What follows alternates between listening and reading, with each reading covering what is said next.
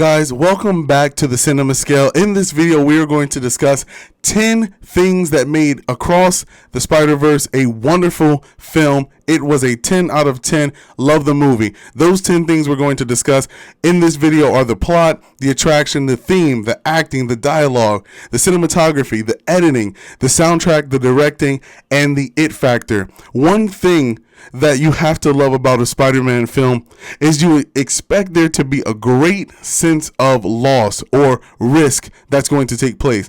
In order to develop Spider-Man's character, there always has to be some sort of risk or something at stake in which this character or this current Spider-Man that we know is going to have to face and overcome. That brings us to our plot. The plot of this film, I thought, was exceptional. And that really follows the lines of the story arc and the plausibility. How we can connect to the film. What is it about the film that appeals to us?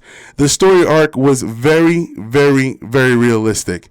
Of course, when you take out all of the superhuman abilities and the super strength, etc., you get to the aspect of where you can relate to this character. Miles is facing challenges that we face every day. He is going through life as a 15-year-old in high school, and he also is Spider-Man. He is juggling his future, and he's trying to deal with events that happened in the first movie that's led him to this emotional moment in his life. And that was well developed leading up into mid-sections of the film. And then they're able to bring forward plots and points and scenes from the previous movie that connect so well in the second film. There was a lot at stake in this movie, and I think that any person who loves Spider-Man will think that he was well represented. We're going to talk a little bit later about some of the things that were really highlighted in this film that brought it to the 10 out of 10. But as far as the plot and the story goes, it was definitely a Spider-Man film because there is character development and growth. Spider-Man is a developing character. He always is, always has been. And that was the reason why Stan Lee developed Spider-Man. Spider-Man was created so that you and I could feel as though at any given moment, no matter what the circumstances are in life, we could be Spider-Man. And that is what carries this movie. That is what allows audiences to connect to this movie. And they did a phenomenal job with the plot. Very, very impressed with Sony. Let's talk about number 2, the attraction, that premise and that entertainment value. Very entertaining.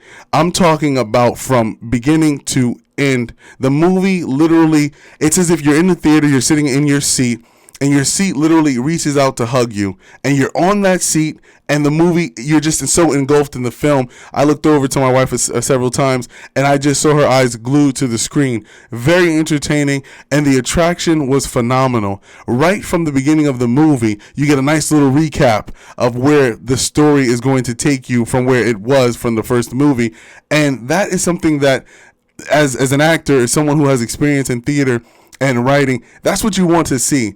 It was 2018 when the first movie was released, so you can't realistically expect your audience to remember certain things unless you watch the movie frequently over the years. So to be able to wrap that up in a nice, fun, groovy way and then push the story forward, that develops a nice premise, and then that makes or adds to the entertainment value. Let's talk about number 3. That's the theme, our identity and depth. It does get deep. If you're someone who really loves Spider-Man, and I'm going to just put it out there like that, you expect the movie to have identity and depth because you're dealing with a character, a person whom is trying to find himself in circumstances in which persons don't necessarily find themselves. And then you have to keep in mind that he's a 15-year-old teenage boy. So what are the problems that a normal teenage boy is going to come up against? What are the problems that are often dictated in the comics with Spider-Man? He can't juggle the 2 lives. So in that identity, them discovering that he's having trouble reaching his new identity as Spider-Man, the depth and love he has for his family, that really sets the nice theme that Stan Lee wanted for Spider-Man, and that's evidently displayed in this film. Fantastic. Number 4, characters and performance. If I have to give it up to a specific actor, obviously we know Shameik Moore, he did his thing as Spider-Man in this film. I thought that he did a wonderful job playing Miles Morales. As it were, it was phenomenal. But I will say the greatest hug for me was having Oscar Isaac as Miguel O'Hara. That was phenomenal.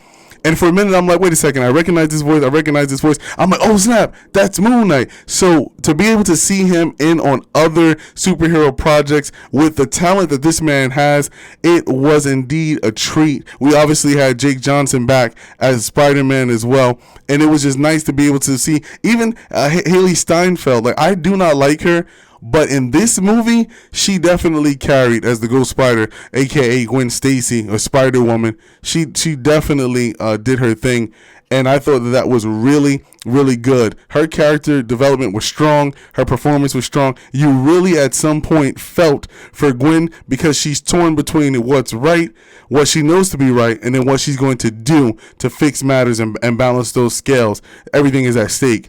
The dialogue, I thought the story that goes with the storytelling and the context. Man, listen, like, when you, again, going back to a Spider-Man story, it's very, very unique. It's very different from any other superhero story. It's his unique story. There aren't many superheroes, I mean, going up until this point, obviously, but just focusing on your originals, not the modern day comic book characters, but just generally, you would not hear about a young superhero. And so dialogue, the storytelling, and the context is very, very important. Where is Miles at in his life? Why is this a significant point in his life? He is at that moment where at 15 years old, young boy is trying to discover who he is. They did that very well with the storytelling and the context being family. It's all about family. They built on that nicely. We know that he had love and affection for his uncle, which he lost in the first film. And now we're dealing with mom and dad. And then him having feelings and connection with the past film as to if someone cares about him. That all drives the dialogue in the film. They captured those moments well, and they literally led up to different points in the film where they limited the most plot holes that you could have. So I would say, for example, sometimes in a movie they'll say one thing and then they'll never touch on that again. That's not the case in this movie. Every statement that they made in connection with the dialogue adds to something that is going to be discovered later in the film. Number 6, cinematography, man. The visual language, lighting, setting, it was outstanding, man. For a cartoon, like, I enjoyed this film much more than some of the actual live films in which there are people, because the graphics were amazing. There's a nice view of New York City. There are just different buildings that are captured in this film. And then I just love the transitioning of the different verses. They're going into the different multiverses, the different worlds. That is something that I really, really pay attention to in the movies, because everyone has a different way of displaying that to the viewer. And I thought it was nice that Sony really highlighted the art, the color, and it gave a lot of shout outs to artists who worked on this comic and worked with this project for quite some time. So that was very, very good. It was very, very strong cinematography, very nice visual language there. Editing and pace. Editing, number 7, pace and effects. The pace was very good. I didn't feel like the film dragged at all. And that's really important to me, because a dragging film is unnecessary. If it's going to drag, it has to make sense. There has to be a reason for the film dragging. And I'm telling you, man, their editing was good. It was really, really good. They did a phenomenal job with the pace, keeping everything just right on the storyboard. It was as if you were there in the studio with them as they were mapping out this film for you and I to enjoy. Now, number 8, the soundtrack. I mean, sound design, film score, it was right on the money. I'm not even trying to toot your horn or to give you guys false smoke here, but the soundtrack was strong. I really, as a musician, someone who plays violin, I really look forward to that in films. Like, I'm all very keen into how they're going to use certain songs to bring out certain moments, if they're going to use a certain song to transition certain moments and elements, because music speaks louder than any verbal words that we could say. So if your music isn't on point, then it could literally throw scenes off. It could crash the entire storytelling plot of the film. And it's true. I know some people may think, well, he's being extreme or whatever the case is, but no, music is very, very important in the film, and they hit that 100%. Number 9, the directing, the vision, and the execution. It was one of those things where when you can see where the director is going, where they wanted to go. We have 3 directors here. Now, Joaquim Dos Santos, we know that he deals with other projects for Marvel. He's dealt other superhero movies, so you wouldn't expect anything less from him. You had Kemp Power that also was involved there. And you also have a 3rd director. It says Justin K. Thompson. So you have these 3 directors here, and it really shows that these men worked hard. And it brings home the point of good, strong communication, because there was a goal here that these directors had in mind, and they definitely went for it. Actually, I do apologize. Joaquim Dos Santos, he didn't do any other Marvel movies. I see here that he did Superman / Shazam.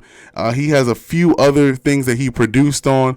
But as far as this film goes, they definitely, the 3 men together, they really collaborated nicely and brought home a nice, beautiful work of art. Now, here's our final point. Number 10, the it factor. What is it about this movie that I personally found to be the it factor? That is the one-of-a-kind and transcendent point that really drives this movie, that really makes this movie a 10 out of 10.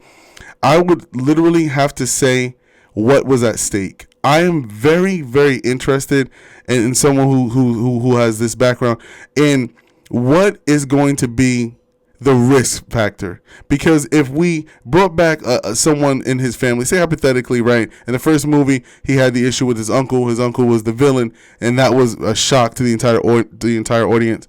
But in this film, if we merely killed another relative, or Gwen Stacy died, those things are expected. Those things they don't really build character. So an it factor has to be something that is unique to this particular character, and it was. I'm not going to spoil it for you guys, but I'm going to tell you this much. The it factor in this movie does pull on your emotions. You learn a lot about Miles Morales. You begin to see how much he values and cares for family, and then the fact that there's 2 right ways that you can handle the situation. Like, for example, the Miguel Spider-Man, what makes him such a good, I guess you would say, villain in this movie, or anti-hero in that sense, is that he believes what he's doing is right.